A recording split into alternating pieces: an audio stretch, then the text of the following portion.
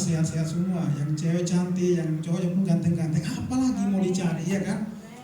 Semua di dunia tinggal semua kok, yang penting kita bahagia. Coba melihat tangan yang sudah bahagia. Saudaraku bahagia hari ini? Bahagia itu nggak harus banyak duit, amin. Saudaraku pakai baju pun udah bahagia. Kita akan belajar kebenaran firman Tuhan hari ini. Judulnya kita dibenarkan oleh Yesus Kristus. Ini judul yang tahun lalu Kak, tahun lalu ya, minggu lalu. Kita akan belajar saudaraku bahwa kita ini dibenarkan. Jadi jangan ada pun seorang yang merasa paling benar. Kalau ada orang yang merasa paling benar, itu tanda-tanda bukan dari Tuhan. Karena pada dasarnya semua kita tidak benar di hadapan Tuhan. Atau ada di sini yang merasa paling kudus, coba angkat tangannya. Wah, saya sama kudusnya dengan Santo Paulus. Wah. Atau saya sama layaknya seperti rasul-rasul. Tidak, kita semua di sini orang-orang berdosa. Makanya saya beri judul, kita dibenarkan oleh Yesus Kristus. Kita buka di dalam Roma 5 ayat yang pertama sampai ayat yang ke-11. Roma 5 ayat yang pertama sampai ayat yang ke-11. Walaupun kita sedikit, jangan jadi lemah ya. Maksudnya jangan semangatnya malah menurun. Karena kita beribadah bukan mau rame-rame. Kalau mau kita rame-rame, di SP banyak rame kan, di mall rame, nonton bioskop itu rame. Kalau datang sama Tuhan bukan bicara rame, tapi bicara hati. Amin. Jadi mau hujan di luar sana, mau nggak hujan, kalau hatinya sukacita, pasti semangat terus. Roma 5 ayat 1 sampai 11, saya undang semua bangkit berdiri untuk kita sama-sama membacanya bergantian supaya saudaraku jangan sampai ngantuk kan. Ini hujan ini memang membuat mager ini. Hasil pembenaran. Saya baca ayat pertama, saudara ayat kedua dan bergantian terus ayat 11 sama-sama. Sebab itu kita yang dibenarkan karena iman, kita hidup dalam damai sejahtera dengan Allah oleh karena Tuhan kita Yesus Kristus. Oleh Dia kita juga beroleh dalam masuk oleh iman kepada kasih karunia ini. Di dalam kasih karunia ini kita berdiri dan kita berlungga dalam pengharapan akan menerima kemuliaan Allah. Dan bukan hanya itu saja, kita malah bermegah juga dalam kesengsaraan kita, karena kita tahu bahwa kesengsaraan itu menimbulkan ketekunan. Dan ketekunan menimbulkan tahan uji, dan tahan uji menimbulkan pengharapan. Pengharapan tidak mengecewakan, karena kasih Allah telah dicurahkan di dalam hati kita oleh Roh Kudus yang telah dikaruniakan kepada kita. Karena waktu kita masih lemah, Kristus telah mati untuk kita, orang-orang berhak pada waktu yang ditentukan oleh Allah. Sebab tidak mudah seorang mau mati untuk orang yang benar, tetapi mungkin untuk orang yang baik ada orang yang berani mati.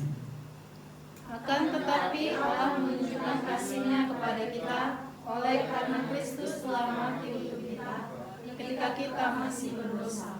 Lebih-lebih karena kita sekarang telah dibenarkan oleh darah-Nya, kita pasti akan diselamatkan dari murka Allah. Sebab jikalau kita ketika masih seteru diperdamaikan dengan Allah oleh kematian anaknya, lebih-lebih kita yang sekarang telah diperdamaikan pasti akan diselamatkan oleh hidupnya. 2-3 ya. Dan bukan hanya itu saja, kita malah berpegang dalam Allah oleh Yesus Kristus Tuhan kita, sebab oleh Dia kita telah menerima pendamaian itu. Silakan dulu saudaraku yang terkasih. Ya, Rasul Paulus memberitakan ini kepada orang-orang yang di Roma.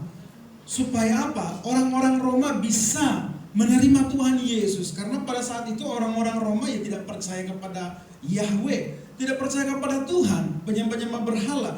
Dan banyak di antara mereka juga yang orang-orang Yahudi. Jadi Paulus menyampaikan bahwa kita ini enggak harus kudus datang sama Tuhan. Enggak harus kita soleh dulu baru datang sama Tuhan. Nah sering orang berkata ya, kalau kita ajak seorang ke gereja, ayolah ke gereja, janganlah dosaku masih banyak. Nanti kalau aku datang, itu gereja bisa runtuh loh katanya. Apalagi orang Batak kan, cowok-cowok Batak. Coba kita ajak yang di lampu tua gitu. Beta melamar gereja. Ini udah zaman akhir ini. Nggak bisa lah, aku masih banyak dosaku. Nanti kalau aku datang gereja, itu pintu gereja bisa langsung terpental itu. Atau tiang-tiang gereja bisa rubuh semua. Nah itu perkataan-perkataan yang mereka nggak mengerti bahwa kita semua tidak ada yang benar di hadapan Allah. Amin. Sekalipun itu pendeta besar, siapa yang bisa menentukan atau menjamin seorang pendeta tidak berdosa? Mungkin kita di displaynya, kita lihat pakai berjubah megah, perkataannya membangun. Tapi siapa yang tahu di balik layar? Ya kan? Karena terlalu banyak sekali hamba Tuhan yang jatuh dalam dosa. Mungkin di depan displaynya bagus, tapi di belakang hidupnya belum tentu mungkin sebaik orang jemaat. Artinya apa? Di hadapan Tuhan semua orang itu sama. Tidak ada yang benar satupun di dunia ini. Ada beberapa mungkin ya agama menganggap seseorang itu kalau saleh barulah dijunjung, barulah dianggap wah itu anak Tuhan, oh baru itu. Tidak. Semua kita berhak menjadi anak Tuhan. Baik kamu yang sudah dari kecil seorang Kristen, baik orang yang baru bertobat. Makanya jangan heran banyak orang kan dari Kristen biasa-biasa aja. Tapi ada orang yang dari negeri seberang atau dari agama seberang bertobat, dipakai Tuhan luar biasa. Apa kata Tuhan berperhitungan atau pilih kasih? Tidak, karena bagi Tuhan semua manusia sama. Baik kita yang sudah lahir, baik kita sekarang baru menerima Yesus, tetap sama. Makanya penting, kita ini semua dibenarkan. Nah kita akan belajar, kita dibenarkan karena apa? Yang pertama, kita dibenarkan karena penebusan. Katakan penebusan. Di dalam penebusan Efesus, di 1 Petrus 1 ayat 18-19, coba buka 1 Petrus 1. Satu orang bacakan 1 Petrus 1 ayat 18 dan 19. Firman Tuhan, sebab kamu tahu bahwa kamu telah ditebus dari cara hidupmu yang sia-sia, yang kamu warisi dari nenek moyangmu. Itu bukan dengan barang yang fana, bukan pula dengan perak dan emas, melainkan dengan darah yang mahal, yaitu darah Kristus yang tak bernoda dan tak bercacat. Perhatikan, kita ditebus bukan sekedar bicara uang. Kalau di dunia hukum, seseorang kalau bersalah, bayangkan kalau saya seorang penjahat yang sangat luar biasa. Anggaplah saya dihukum mati. Contohnya yang dihukum mati saat ini yang Rian Jombang ya. Kita dulu yang pernah ngikutinya itu, dia memutilasi banyak orang. Memutilasi loh, sampai hari ini dia diputuskan hukuman mati, tapi diberikan waktu hidup untuk dinikmati sebelum dia ditembak mati nanti. Nah, kalau ada seseorang yang memberikan pembebasan kepada dia, apa yang dirasakan? Mungkin salah satu contoh yang sudah ditembak itu dulu bandar narkoba yang di Bali, masih ingat ya? Itu masih sangat-sangat viral sekali karena mereka bertobat sama Tuhan, diinjili dalam penjara. Mereka bertobat, tetapi mereka tidak bisa menerima pembebasan dari hukuman mati. Tetapi itu viral banget waktu mereka ditembak itu, mereka bernyanyi apa? Amazing Grace. Semua karena anugerah. Waktu mereka ditembak itu, mereka terus bernyanyi sampai mereka mengembuskan napas terakhir. Tapi saya mau katakan, mereka tidak luput dari hukuman mati. Tapi bisa bayangkan nggak kalau kita di posisi mereka, kita sudah divonis hukuman mati, besok kita mau ditembak, kita sudah dibawa di dalam mobil tahanan, mau dipindahkan ke Nusa Kambang. Tiba-tiba ada seorang yang menelpon, saya bebaskan dia, saya tebus dia nggak jadi dihukum mati. Apa yang saudara pikirkan? Pasti ada sukacita yang besar. Mungkin kita berkata, karena kita nggak di posisi mereka. Jujur aja, kalau merhatikan orang yang ditembak mati itu ya, apa yang mereka rasakan? Bahkan yang jatuh di pesawat itu, yang terjadi, apa yang mereka rasakan waktu seketika mereka mau mati itu? Mending kalau waktu mati tidur masih enak kan? Mati tidur ya kita lagi mimpi tiba-tiba nggak bangun lagi, masih mending. Ini pasti mereka ketahui mereka akan mati waktu jatuh dari pesawat itu. Atau seorang yang akan besoknya akan dihukum mati, akan ditembak hidup-hidup loh. Dalam posisi tubuh kita sehat, kita ditembak, dipaksa untuk mati. Apa yang saudara pikirkan? Pasti sedih, ketakutan yang luar biasa. Itu bahkan Yesus rasakan juga saudara. Waktu Tuhan Yesus mau disalib, dia sampai berdoa, mencucurkan air mata darah. Karena dia tahu sendiri bagaimana dia lusa besok akan mati. Diperlakukan tidak adil, dibunuh, dicaci maki, diludahi. Itu Tuhan rasakan karena dia waktu itu sebagai manusia. Dia tahu betapa perihnya, sakitnya, besok dia akan dihukum mati. Begitulah harusnya kita menyadari kalau seharusnya kita ini semua akan mati dihukum selama-lamanya. Tetapi Tuhan menebus kita bukan karena kita sudah benar. Coba perhatikan, bukan karena hasil usaha kita. Efesus 2 ayat 8. Sebab karena kasih karunia kamu diselamatkan oleh iman. Itu bukan hasil usahamu, tapi pemberian Allah. Amin. Jangan ada orang yang membanggakan diri. Kau merasa, aku ini sudah melakukan banyak dalam gereja. Saya sudah memberikan banyak perpuluhan. Saya sudah banyak melayani Tuhan. Saya sudah banyak memberi, mungkin banyak untuk pembangunan gereja atau bersedekah untuk orang lain. Saya mau katakan, itu semua memang baik, tapi bukan itu yang menyelamatkan engkau. Amin. Kalau memang harta atau pemberian yang menyelamatkan manusia, pasti orang miskin tidak akan selamat. Karena apa yang mereka berikan? Mereka aja untuk makan susah. Pasti orang-orang kaya akan masuk ke dalam kerajaan surga. Itu tidak akan fair kan? Atau saudaraku mau Tuhan memberikan aturan, orang yang memberikan lebih, orang yang berbuat baik lah yang masuk dalam kerajaan surga. Saya yakin banyak sekali orang yang tidak masuk surga, dan banyak sekali orang yang jahat, yang luar biasa jahat akan masuk surga karena mereka banyak duit. Benar narkoba banyak duit, pengusaha-pengusaha yang tak kebutuhan banyak duit. Kalau itu aturannya, kita orang-orang yang tertinggal ini, orang yang miskin tidak akan masuk. Makanya kita bersyukur, semua itu karena kasih karunia. Jangan ada di antara kita, mungkin kita ya sama-sama anak Tuhan sering kali membeda-bedakan. Oh, aku gereja ini, aku dari golongan ini, aku dari GPDI, aku dari GBI, aku dari HKBP. Di dalam GBI aja ada yang merasa lebih hebat, ada yang merasa lebih benar. Wah, kami dari golongan GBI ini, pendeta kami, senior kami seperti ini. Saya mengatakan itu bukan jaminan. Amin. Itu semua bukan jaminan. Karena manusia, saya ingatkan sekali lagi, manusia di hadapan Tuhan semua sama. Baik itu Paulus, mau itu Petrus sinode kita, baik itu siapapun, itu setara dengan saudara di hadapan Tuhan. Yang membedakan apa? Iman kita dan ketundukan kita kepada Tuhan. Karena bukan dari displaynya atau yang dilihat dari luar yang Tuhan lihat. Manusia melihat rupa, tapi Allah melihat hati kita. Amin. Jangan sampai kita di antara kita saling merasa paling benar.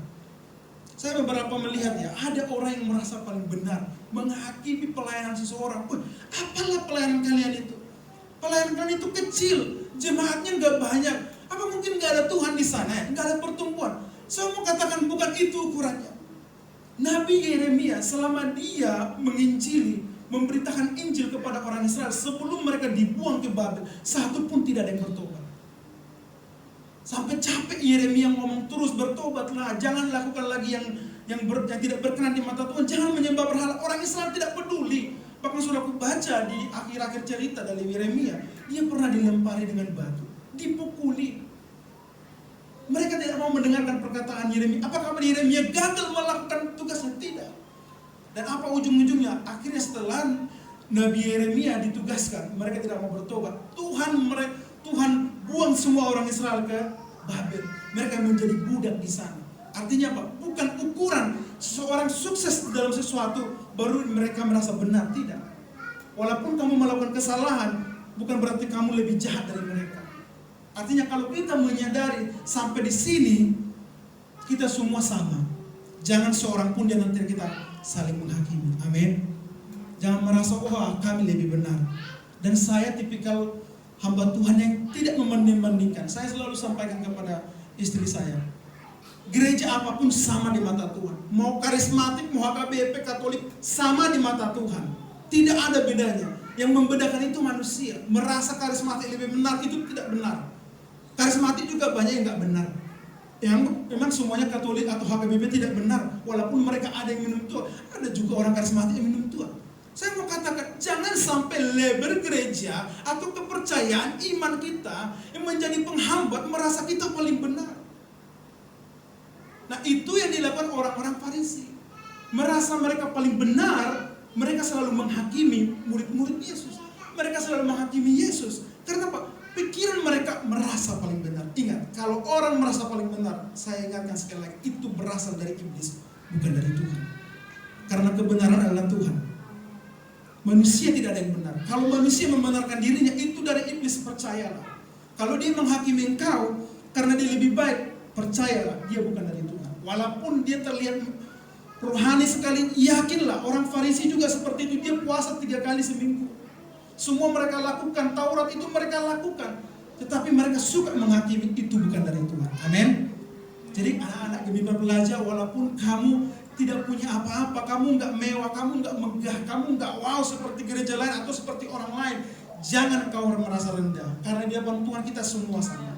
Mungkin di hadapan manusia kita berbeda-beda, it's okay. Manusia akan selalu berbeda. Seorang public figure selalu ada aja yang hatersnya kan. Sebaik apapun public figure, pasti ada hatersnya. Dia nggak cerai-cerai, pasti dibilang, iya biasa-biasa. Memang mereka di media sosial mesra-mesra, tapi nggak tahu kita di luar sana, jangan-jangan mereka selalu aja komen-komen yang nggak benar. Yesus, Tuhan Yesus kita, ada nggak kira-kira yang salah dibuat Tuhan Yesus? Saya mau tanya, ada nggak yang salah? Tapi mau tanya, banyak nggak hatersnya Tuhan Yesus? Banyak sekali. Bukan hanya sekarang, zaman di Tuhan Yesus hidup banyak hatersnya, banyak sampai dia dibunuh oleh hatersnya. Sampai hari ini banyak gak suka dengan Yesus. Apa yang Tuhan Yesus lakukan ke orang lain? Menyembuhkan, memulihkan, memberkati, memberi makan. Ada gak dia membuat kerusuhan, demo sana sini, membuat onar? Enggak ada, tapi tetap ada hatersnya. Artinya apa? Kalau ada orang yang menghakimi, membencimu, bukan berarti kamu salah. Jadi jangan pernah salahkan dirimu, karena kamu sudah dibenarkan oleh Tuhan. Amin. Di dalam Matius 5:20, maka aku berkata kepadamu, jika hidup keagamaanmu tidak lebih benar daripada hidup keagamaan ahli-ahli Taurat dan orang-orang Farisi, sesungguhnya kamu tidak akan masuk dalam kerajaan Allah. Nah, ini saya mau katakan, Tuhan buat tolak ukur orang Farisi itu tidak akan masuk dalam kerajaan Allah karena merasa paling benar. Kita yang karismatik ini paling suka nih ya, merasa paling benar. Kalau udah karismatik, nggak makan darah, berbahasa roh, merasa paling benar. Oke, walau itu perintah Allah, tapi bukan itu alasan untuk menghakimi orang lain. Amin. Setiap orang harus mempertanggungjawabkan apa yang dilakukan, tapi bukan hak kita untuk menghakimi orang lain. Saya sering bersharing-sharing dengan istri supaya pemikiran kita itu besar, luas, jangan sempit. Merasa kita, wow, udah di gereja ini udah paling benar. Kalau udah di GBI itu udah benar, yang lain itu pasti salah. Kalau udah GPD itu udah benar, kalau udah HKBP itu udah benar. Tidak, semua di depan Tuhan sama. Amin. Biar Tuhan yang menghakimi di akhir zaman. Kalau Tuhan datang, kita dihakimi. Jadi saya percaya kita yang sudah dewasa akan merasa kalau kita dibenarkan, kita semua orang hukuman mati, yang besoknya akan ditembak mati. Tapi tiba-tiba ditelepon Pak Jokowi, ditelepon misalkan kejaksaan, tidak jadi dihukum mati, saya jaminannya. Apa yang saudara lakukan? Saudara akan berutang budi kepada Pak Jokowi. Demikian kita juga. Kita seharusnya akan menikmati naroko. Tahu naroko? Kalau istilah orang sana bilang neraka jahanam, saya juga tak ngerti neraka jahanam itu. Itu perih, sakit, itu adalah tempat kita seharusnya. Tapi karena kemurahan Tuhan kita dibenarkan, makanya kita selamat. Amin.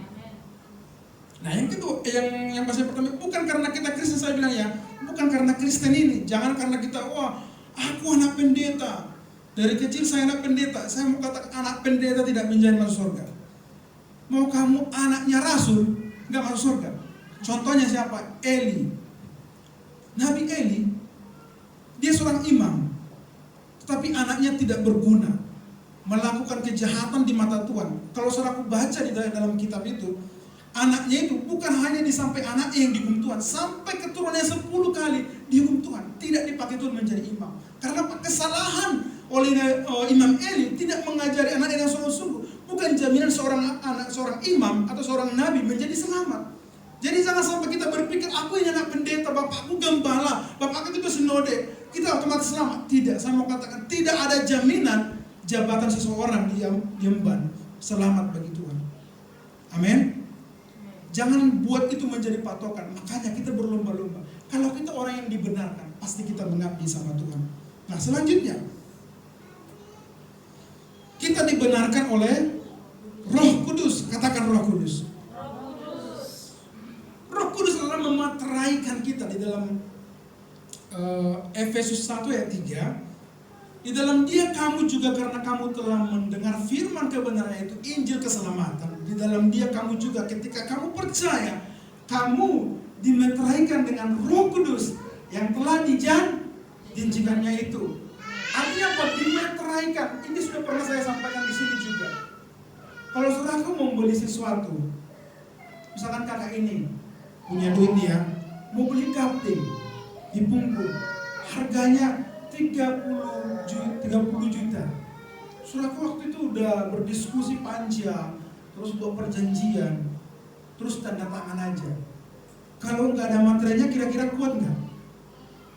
Pasti nggak kuat. Mau itu saudara kasih 100 juta, mau 200 juta, kalau nggak ada materinya, itu surat nggak ada dasar hukumnya. Orang kan bisa tuntut saudara, mana materinya?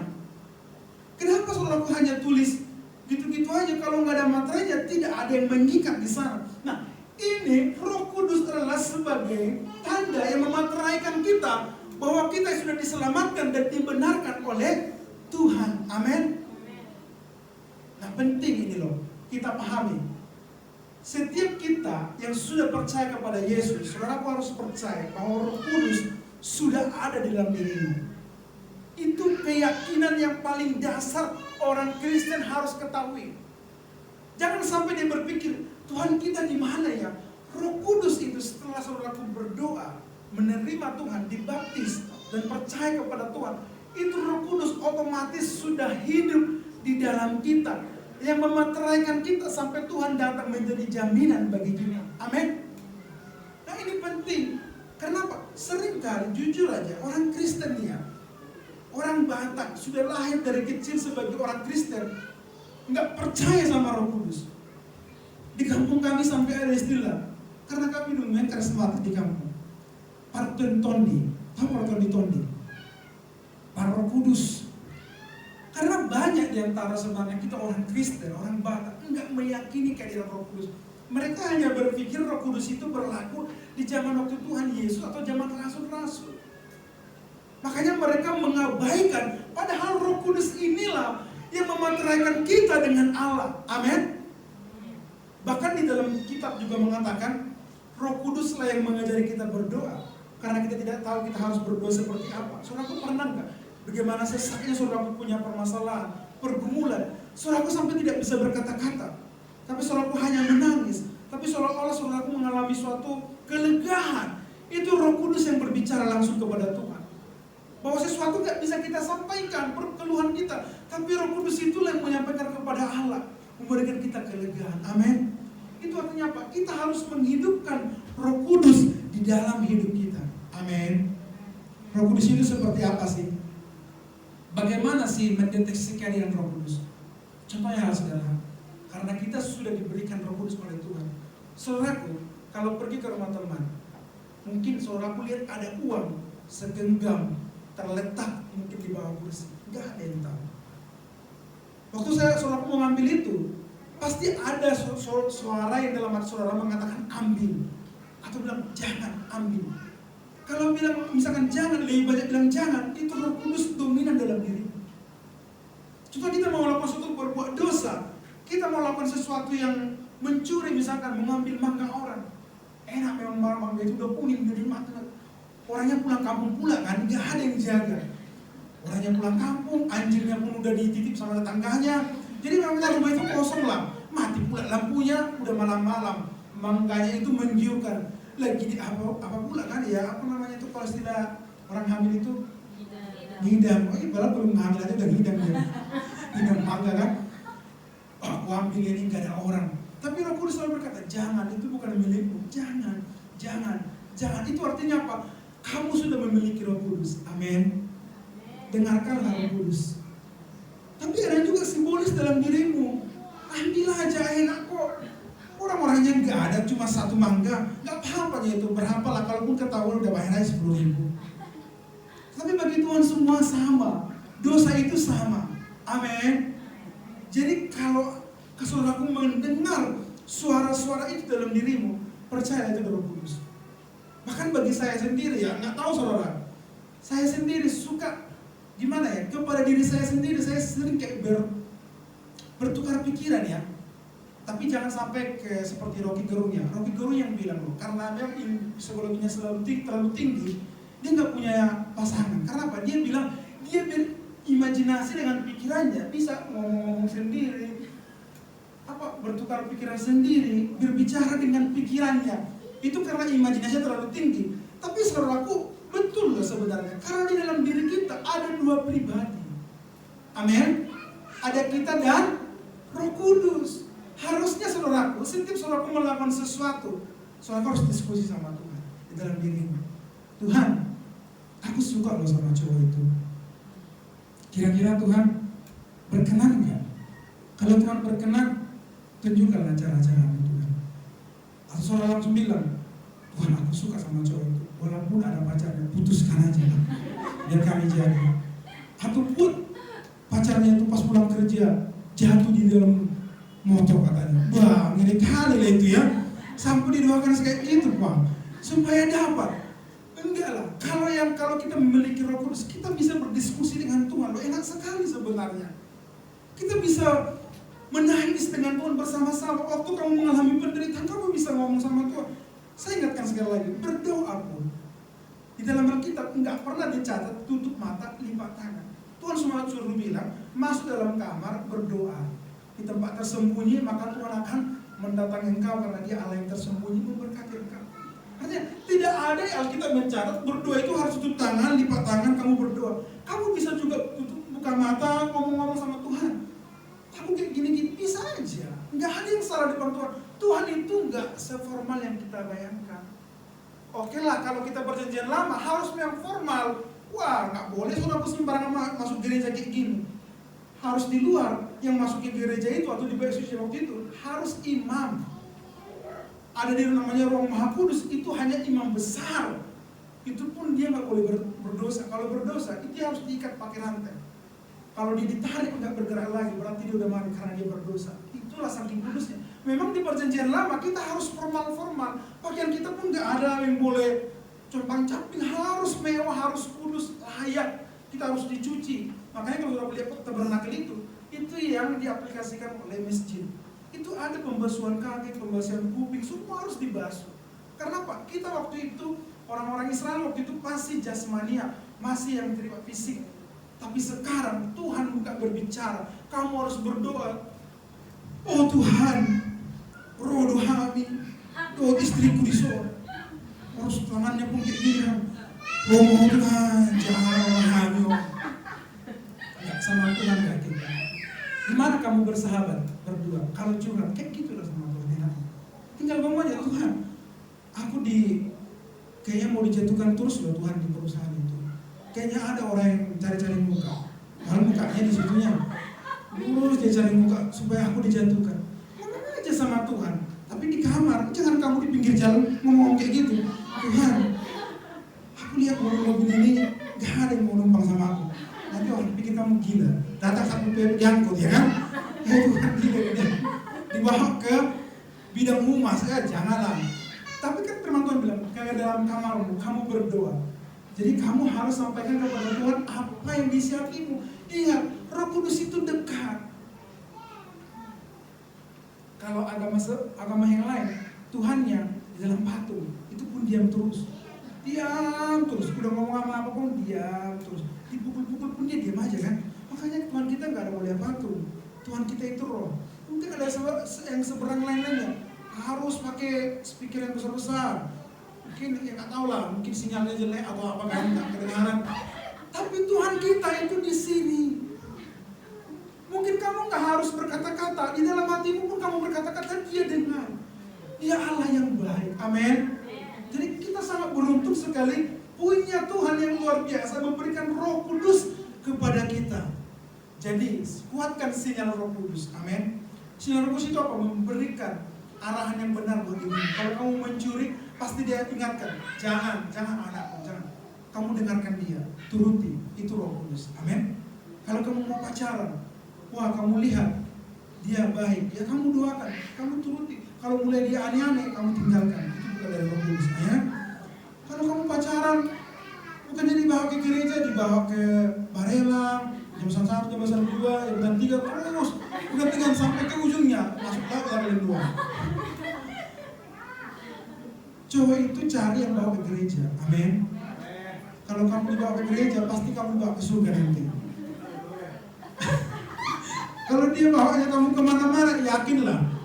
Mau dibuat pun gumparan-gumparan kamu dibawa makan, ya kan, ke Hotel Kings Horizon itu kan agak di atas tuh, udah pemandangan rumah semua, ada lilin, matiin semua lampu, tinggal lilin kan, terus romantis dikit. Oh, dengan segala kata bunga-bunga, jangan itu bacrik semua. Ya kan? Kalau kamu udah habis cuci tangan, dibuang kamu. Banyak kok cantik-cantik dibuang, ya kan? Udah habis manis, selepas dibuang. Tapi kalau anak Tuhan, udah habis manisnya tetap manis, ya kan? Karena lubis, karena pun ikan mas, ya semua lah. Kita percaya karena ada Roh Kudus telah menjadi kekuatan kita. Saya percaya GBI Pamil Pelasia menghidupkan Roh Kudus dalam dirinya. Dalam Lukas 12 ayat 10-12 berkata, setiap orang yang mengatakan sesuatu melawan anak Allah, manusia, dia akan diampuni. Tapi barang siapa menghujat Roh Kudus, ia tidak akan diampuni. Ini yang saya ingatkan. Orang bisa aja menghujat Yesus waktu itu, banyak orang bisa bertobat lagi. Tapi tidak boleh kita menghujat Roh Kudus. Karena bayangin udah dimateraikan. Saudaraku kalau sudah menulis materai, kalau saudara robek suratnya itu, berlaku tidak?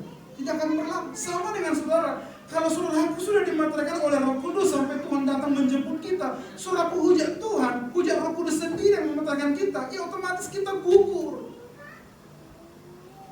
Sama seperti yang bilang, kalau saudaraku beli rumah di Sukajadi, dapat sertifikat, ada di situ materainya, tanda tangan bahwa saudaraku membeli itu, saudaraku setelah beli langsung robek. Gila gak kita itu? Gua perjanjian atau apa gitu, setelah ditandatangan robek langsung, rak. Orang ini sinting kali ya. Apa? Itu namanya kebodohan. Sama halnya kalau kita sudah bilang Tuhan, kita nggak boleh membuat Roh Kudus atau menghujat Roh Kudus. Itu yang parah sekali ke orang Kristen. Merasa Roh Kudus nggak ada, dihujat malah. Partondi-tondi katanya, apa sih Roh Kudus itu? Bahasa roh, sekilah balas sekilah. Katanya kan, sambal lama. Ada lagi sandal baru. Itu nggak perlu kita bilang-bilang. Biar itu urusan dia dengan Tuhan. Seringkali di antara Kristen saling menghakimi. Tapi firman Tuhan yang mengingatkan, bukan kita menghakimi. Biarlah firman Tuhan yang menghakimi dan Tuhan sendiri. Amin. Dikatakan, setiap orang yang menghujat Roh Kudus tidak akan diampuni dosanya. Tidak akan diampuni dosanya. Jadi hidupkan Roh Kudus dalam dirimu. Amin. Udah dimateraikan, jangan kamu copot materainya itu. Materainya itu kan 6.000 lagi. Materai itu darah Yesus. Amin. Yang terakhir, Yesus membenarkan kita di hadapan Allah. Katakan di hadapan Allah. Saudaraku, saya mau buat satu contoh. Kakak itu maju ke depan sini. Kakak itu. Kakak siapa namanya? Lita. Oh, Lita. Maju ya kak. Jadi anggaplah kakak ini orang yang paling berdosa di dunia ini.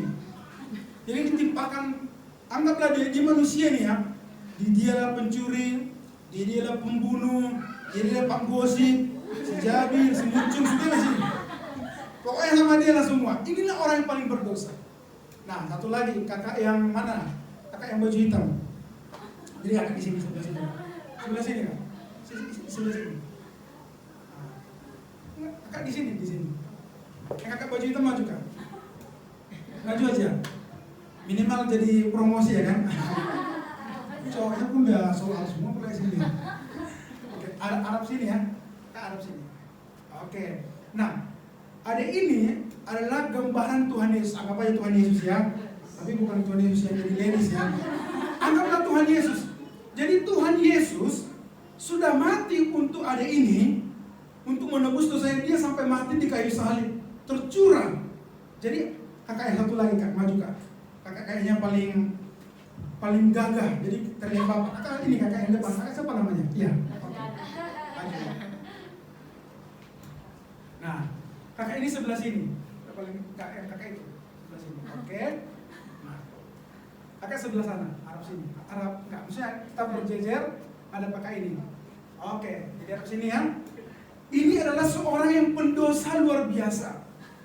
Dan tidak akan bisa dicuci karena sudah lapu kok. Apa namanya? Kalau baju putih udah kena gota ya kan, kena oli, itu nggak bisa dicuci lagi itu. Ya kalau diganti nggak mungkin diganti lagi dong. Ya nggak mungkin diganti. Itu akan menjadi manusia. Gimana caranya dia berkenan di hadapan Tuhan? Padahal dia orang yang sangat berdosa, orang yang sangat kotor.